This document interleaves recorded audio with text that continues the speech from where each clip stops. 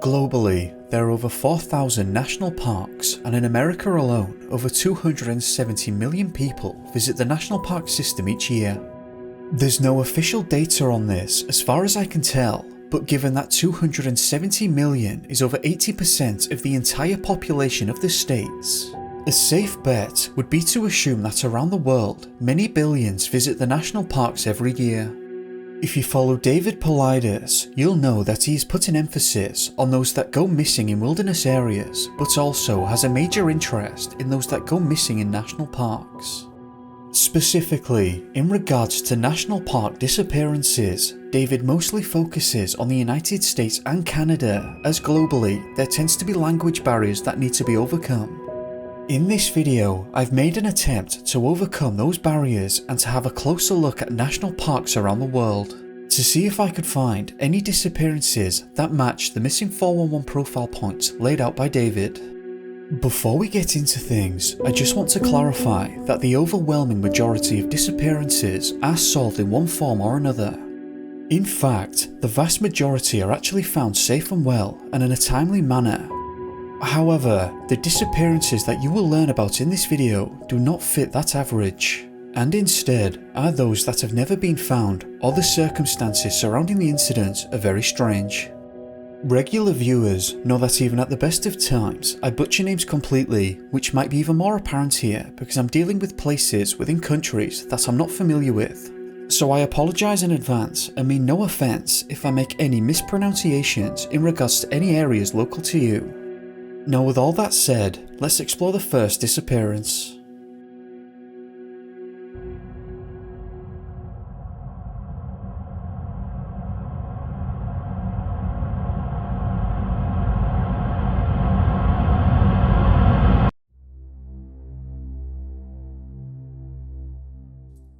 Gottfried Toyer was 62 years old when he disappeared while visiting the MURITZ National Park area on the 13th of June 2016.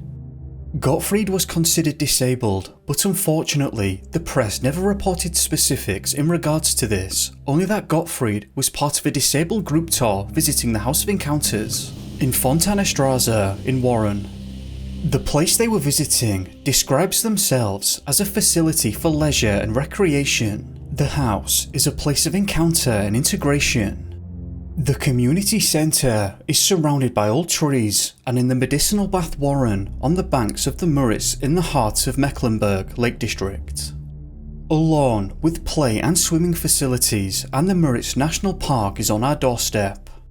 It's not clear precisely what the group were there to do, but exploring the national park along with swimming, boating, fishing and hiking are common activities at the facility.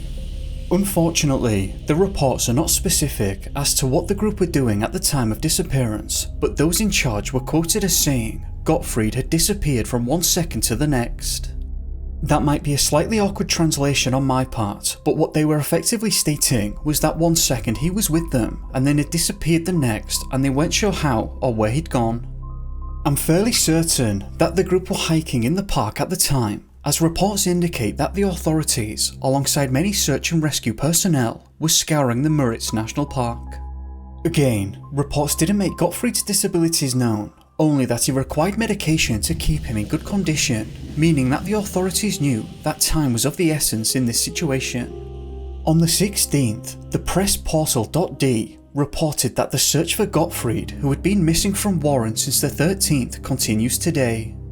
So far, various information at his suspected direction of travel has been received, but the search was unsuccessful despite the use of police helicopters, tracking dogs and police officers. The police are asking the population to help find the missing person. It appears that the police's call for help was heard loud and clear, and more search teams were organised and volunteers flocked to the park to help search. The press portal.d also reported that because of his disabilities, he would probably be disorientated at this stage, which was 3 days since he disappeared. On the 20th of June 2016, 7 days after the initial disappearance, the Uckermark-Courier.d reported this. A helicopter with special cameras scanned the national park several times. Voluntary rescue workers with sniffer dogs also tried to find Gottfried, who had disappeared a week ago. The police arrived with even more tracking dogs, but now there is little hope that he will be found well. We have exhausted all possibilities and we just don't know where he could have gone, said a police spokeswoman. The search for Gottfried ceased today as there were no more signs or even a single clue as to where he could have gone. What was particularly strange here was that the police and searchers alike did expect to find Gottfried, but they were left surprised when absolutely no trace of him could be found. In particular, it seems that they found it odd that the search dogs couldn't find Gottfried's scent, and they brought in more and more in the hopes that one of them would have some success, but they never did. It's been almost 4 years to the date when Gottfried went missing, and not a single trace of him has ever been found. So where is Gottfried and what happened to him? I've had to come back and edit this in, but I found an interesting development that was reported on the 15th of June, or 2 days into the search effort. The Worsin MURITZ.d reported this. Jeanette Schwen, who had spent the night in a motorhome at the Ektannen campsite with her partner Manfred Hyman, noticed the missing person late in the evening yesterday. Just to clarify, this campsite is either in or right on the border of the MURITZ National Park, depending on the source you read. We were watching football when from the window I saw a man who seemed a little strange to me. When police dogs and the helicopter later appeared, I was taken aback and came across the missing persons report online. She immediately informed the police of this observation. This, in my opinion, might even make things even stranger depending on your perspective. The couple, based on the missing man's picture, believed that this was their man. The police brought a tracking dog called Selma to that exact location. Selma did wander around the campsite and into a wooded area, but she either couldn't keep his scent or couldn't find it at all. Given that there seemed to have been a short time span between the couple's sighting and the searchers arriving in the area, it feels like he should have been found, but as said, no trace of Gottfried has ever been found. Now interestingly enough, and perhaps curiously, on the 20th of June 2016, the Uckermark-Courier.d stated this. Gottfried's disappearance marks the third missing persons case in 1 month.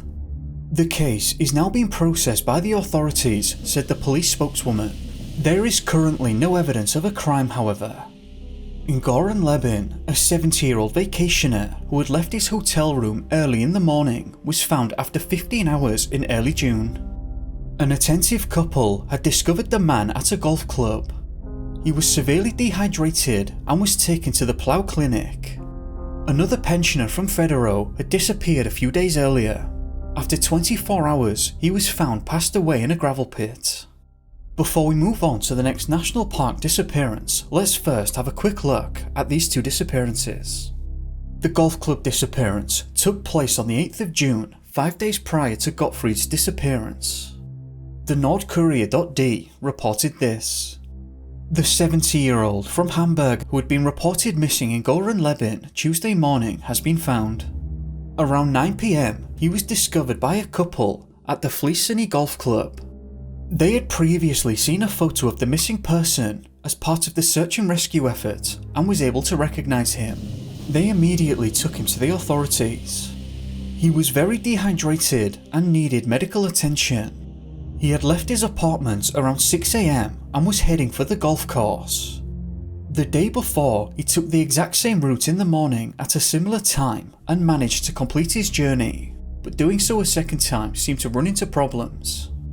Interestingly, the police had organised a search for the man, including search and rescue personnel, helicopters and search dogs, but the official search was unsuccessful and they couldn't locate him. I couldn't find any further information on this one, but it would have been interesting to have heard from the man or to have known about any potential underlying conditions. The second disappearance mentioned took place on the 4th of June 2016, 9 days prior to Gottfried's disappearance and 4 days prior to the golf club incident. This unnamed man was another 70-year-old pensioner, but this time had come from Federo to the Warren area. The Nordcourier.d stated that he was picking up bread at 8 AM that morning, but had gone missing whilst doing so. When the man failed to return to his partner, she informed her family and they started to search for him. When he wasn't back by noon, she reported him missing to the police. Passers by the area found his car in Warren during the daytime in a forest located near the Gietes de Strasse. 3 police patrol car crews were immediately sent to the scene, followed by a helicopter. The police also contacted the man's phone provider to assist in the search. The search was localised to the riverbanks of the Meltzer Sea and the Teef Warren Sea and the nearby woods. The search consisted of police officers, search and rescue personnel, search dogs and helicopters. The Nordcourier.d gave an update on the 6th where they reported that he had been found the day prior on the 5th. They stated that he had been found passed away in a gravel pit in the Warren Awerda during the afternoon. They go on to state that the police, water protection police and a rescue dog squadron had been searching for 24 hours before the find was made. The police initially stated that crime and third-party negligence could not be ruled out and that they would begin their investigation. Unfortunately, that's where the paper trail ended for me and I could find no further updates, though this might have been different if a name was provided. So if any native German speakers are present and you're interested, I would invite you to do some searching on this incident. Normally, I can find out more information even when names aren't provided with some creative searching methods. But of course, I can't do that as eloquently in languages that I'm not familiar with. So if you do update us on this one and I see it, I'll cite you in the pinned comment. Now, let's move on to the next disappearance.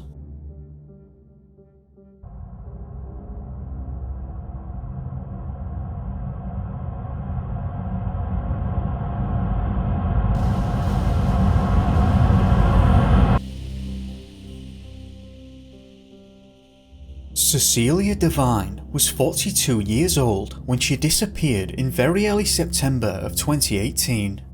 Cecilia originated in Newcastle, Australia and was a talented singer that performed in venues across the country. She was last seen on the 6th of September 2018 when a CCTV camera captured her leaving a hotel on Katoomba Street, located in the town of Katoomba. For those that don't know, Katoomba, depending on who you ask, is either inside the Blue Mountains National Park or at the very least is right on the border. Nationalparks.nsw.gov.au states that the Katoomba area is in the heart of the Blue Mountains National Park, so according to them, it appears that the town is inside the park. On the CCTV footage, Cecilia was seen wearing a bright yellow cardigan, black trousers, a bright orange handbag and was without footwear. It's not clear why she wasn't wearing any shoes, but CCTV captured her visiting some shops and buying some food, a scarf, a jumper and shoes. It's important to note at this stage that her brother stated that Cecilia suffered from bipolar disorder, which is crucial to keep in mind here. He described her as a person that loved making music and was probably far too easygoing. He said that she loved being social and had a great social life, which was probably bolstered by her natural vocal talent and constantly performing and being around others. Her brother said that she would assimilate with anyone and was very easy to get along with. It's not clear when or how her mental issues began, but Cecilia herself earlier stated that she thought that these episodes began when she lived in New York City in 2013. The CCTV footage on the 6th of September was the last time that Cecilia was seen, but she was actually reported missing by those close to her the day prior on the 5th. It's not clear what led them to do this, but I can only imagine it was because they hadn't been able to get in touch with her for a period of time that was out of character for Cecilia. After the CCTV footage, the Australian authorities had absolutely no idea where she'd gone next or what had happened to her. But 6 months later, her completely unclothed body would be discovered by staff working in the water treatment facility in the Blue Mountains Upper Cascade Creek Dam near Katoomba. Upon this discovery, the police immediately felt that a third party must have been involved and were treating the passing as suspicious because they had absolutely no idea how Cecilia could have ended up there. However, after the police began the investigation and searched the dense bushland and dam many times, they could not determine a cause of passing. I find that to be quite peculiar because I think that could imply that she was found without any injuries. Normally, when the missing are found like this and injuries are present, it's normally mentioned and the cause of passing is quite clear, but in this case, the police stated clearly that they couldn't determine an obvious cause. Detective Inspector Scott McAlpine, who was working the case, stated that we just don't know what the cause of passing was. Scott continued on and said that it appeared that the body had been there for a fair while and that the area was completely closed off. He said that it's not open to the public because it's a catchment area for the Sydney Water Authority. It seems that the authorities weren't sure as to how Cecilia managed to reach the dam. Cecilia's brothers said that they weren't sure why she was in Katoomba at the time or how she travelled to the town. Unfortunately, the paper trail goes cold after this and it appears that no conclusions have ever been reached as to how she ended up there.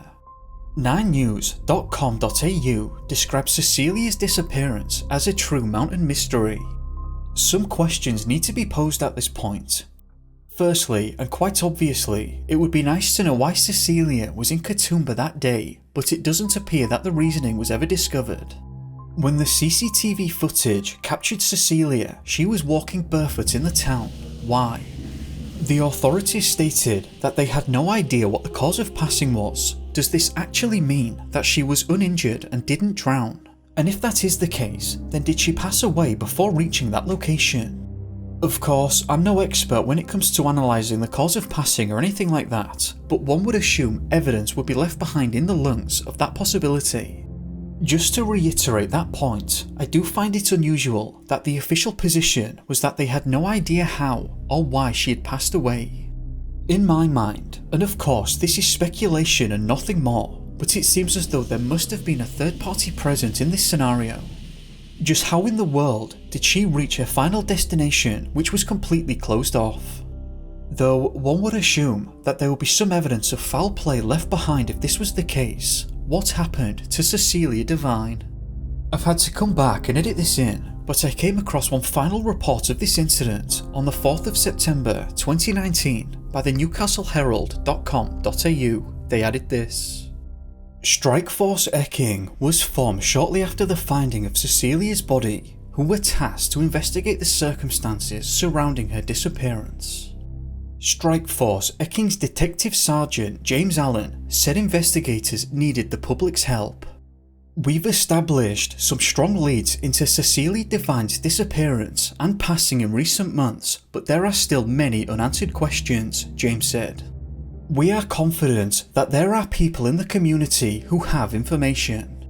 For obvious reasons, the authorities didn't release any information in regards to their leads or what they were comprised of. But it has been 8 months since that report and no further information has presented itself. Which brings into question just how strong those leads were, but only time will tell. I'll keep an eye on this one and will update with any further information if it comes to light. Now this next disappearance took place in a regional park as opposed to a national park, but I'm including this one here because it's very similar to what would be defined as a national park.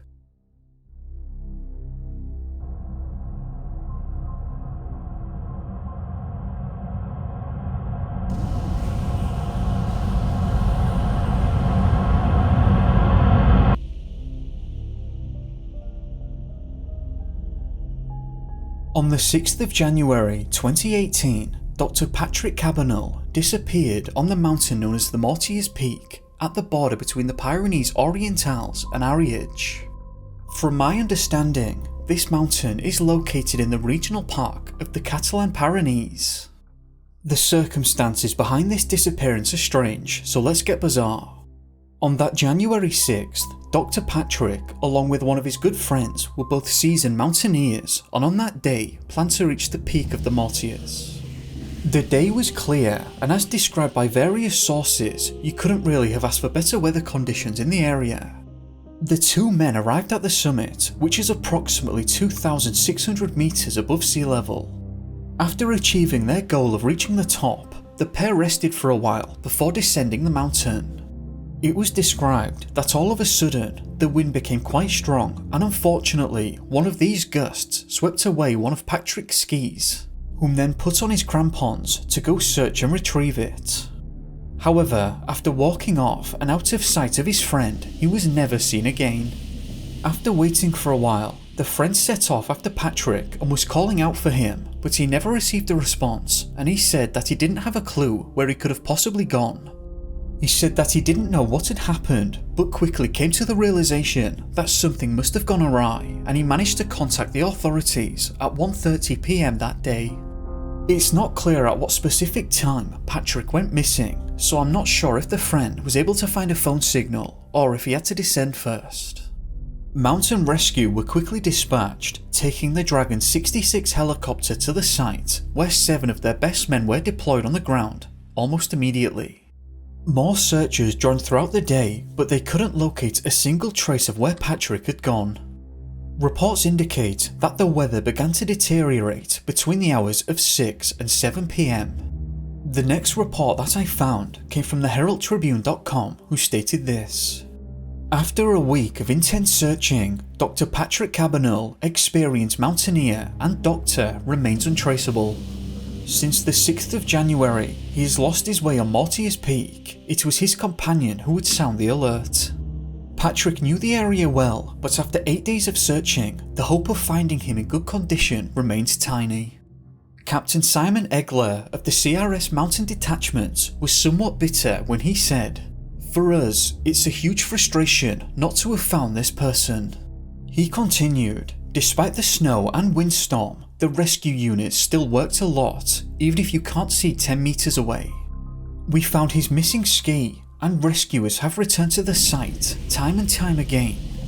We are of the opinion that he has faced an accident, but it is difficult to have a concrete hypothesis. Was he lost, injured, or something else?" Captain Simon also added that many search dog teams were scouring the mountain for him and had been to the place that the ski was discovered, but the dogs were never able to find a scent.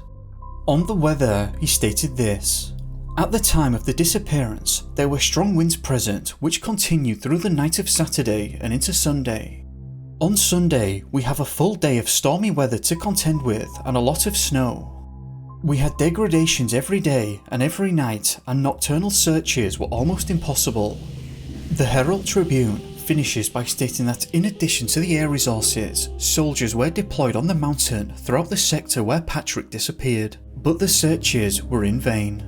I could find no further information on the actual disappearance, but some outlets reported the discovery of a body 6 months later in an area where the search took place. Mountain Rescue were undertaking a training exercise in the area where they discovered a body. They said that they could not identify the body, but clothing discovered by the police might have belonged to Patrick. That to me suggests that he had removed some of his clothing, though they are not specific other than stating that they found his jacket. The Middle-Ibri added this: "For the moment, there is nothing to confirm that this is indeed the missing doctor. An autopsy will be performed in the coming days to determine the cause of passing and to allow identification." Unfortunately, that's where the paper trail ended, and I have absolutely no idea if this was in fact Patrick's body that they had discovered that day. If anyone is fluent in French and is interested in doing so, then I would invite you to have a search and update us in the comments with a source if you're able to find any further information. Discounting the finding of the body, because I can't confirm if it was Patrick, this disappearance was quite odd in that the friend reported that after Patrick went out of his line of sight, he just disappeared. If Patrick had fallen or something to that effect and was hurt, how and why did he end up removing his clothes? It seems to me that if you had just fallen a great distance, it might be very difficult and painful to start removing clothing.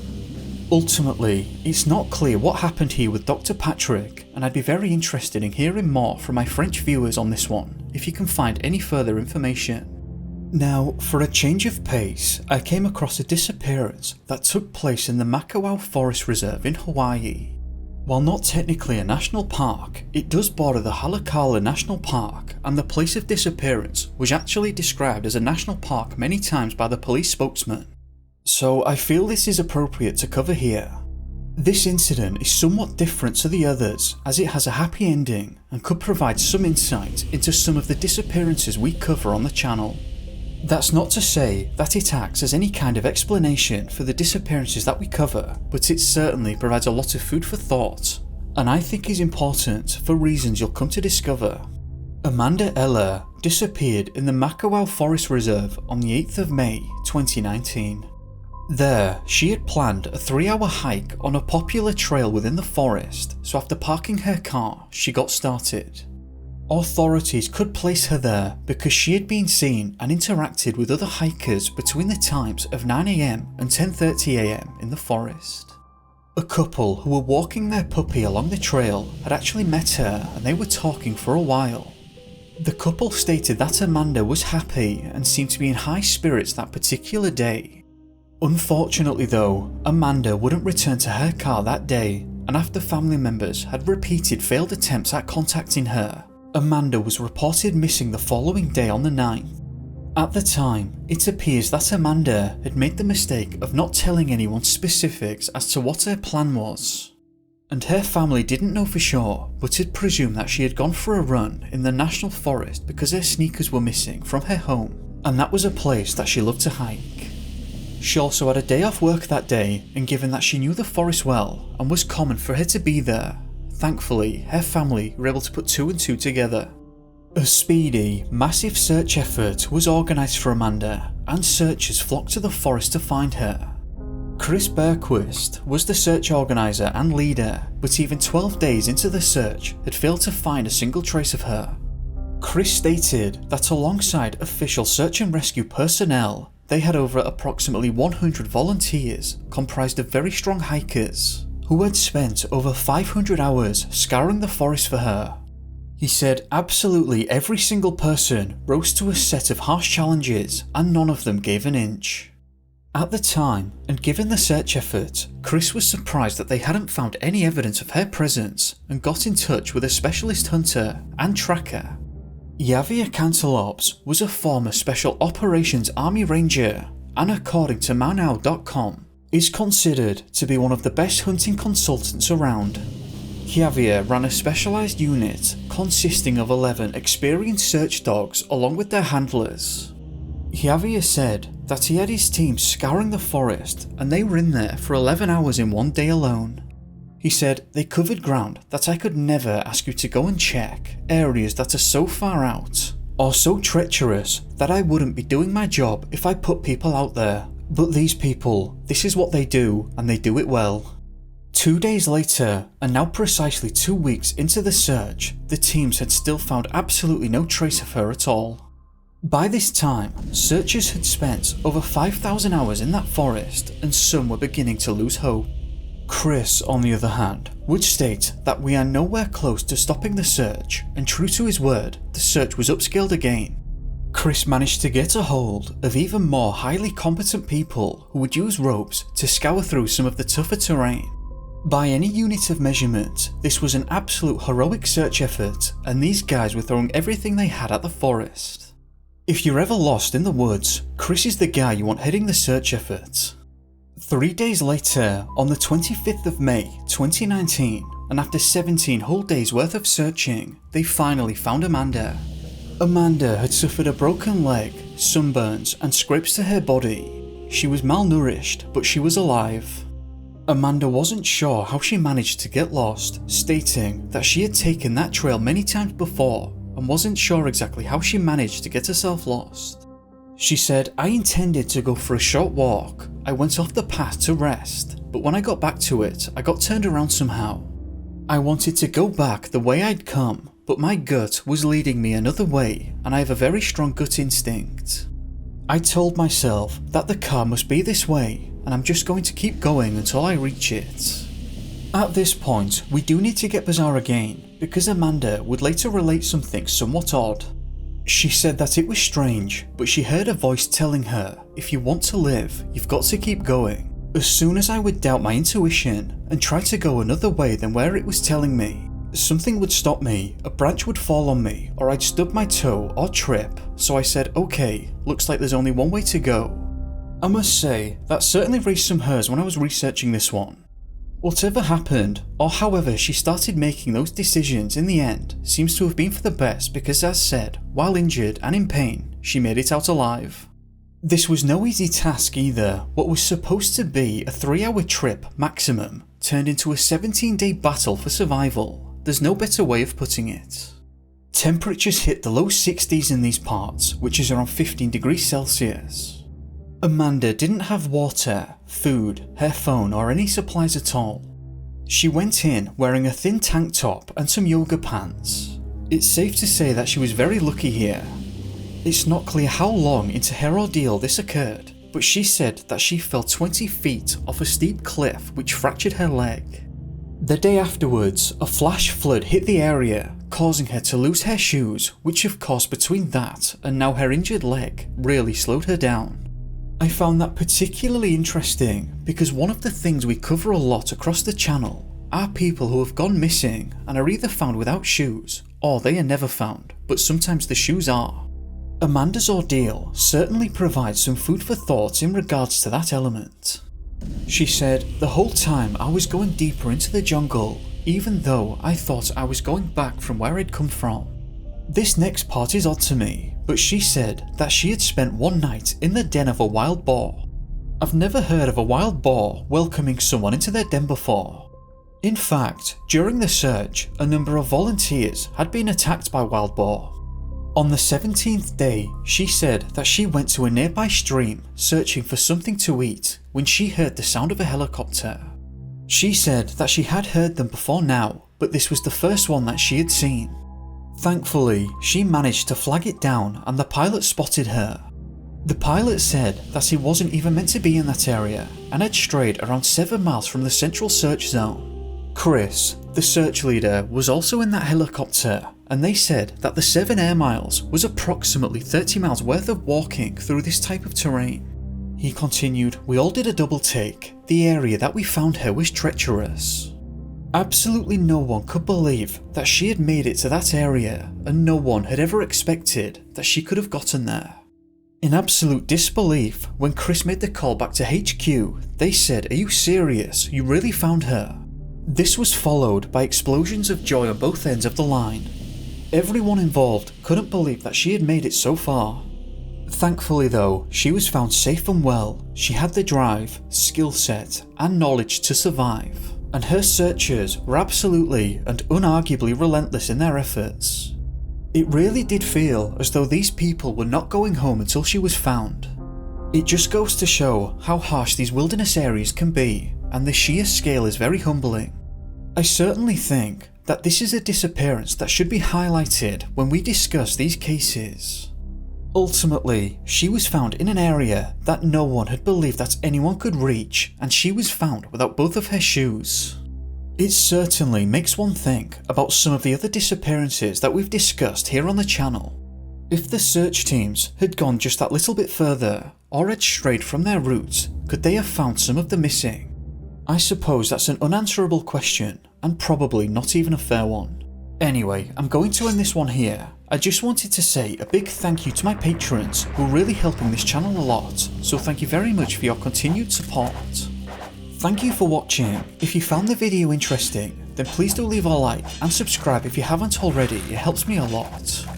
And if not, then feel free to leave a dislike. I'm just looking for your honest opinions, so do share. And do share your thoughts on the disappearances discussed. I hope that you've had a great day, or evening depending on where you are. Be safe guys, and I'll see you next time. Peace.